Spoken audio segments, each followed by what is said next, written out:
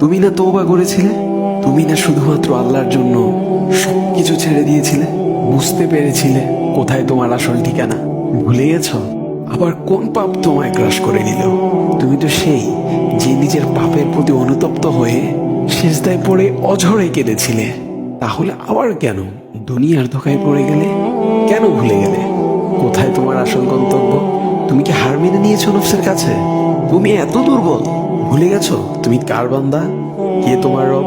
তোমার রব তো সর্বশক্তিমান। সর্বশক্তিমানের বান্দা আবার কখনো দুর্বল হয় নাকি? মৃত্যু পর্যন্ত লড়ে যাও তুমি। শয়তানকে দেখিয়ে দাও তোমার ইমানের পাওয়ার। শয়তানের ধোকায় পড়ে অনেক পাপ করে ফেলেছো, তাই নিরাশ হয়ে গেছো তুমি, তাই না? তুমি কি জানো না তোমার রব কতটা মহান? তিনি তো তোমাকে ক্ষমা করার জন্য অপেক্ষা করছেন। তাই ফিরে আসো সেই রবের দুয়ারে, যার দুয়ার কখনো বন্ধ হয় না।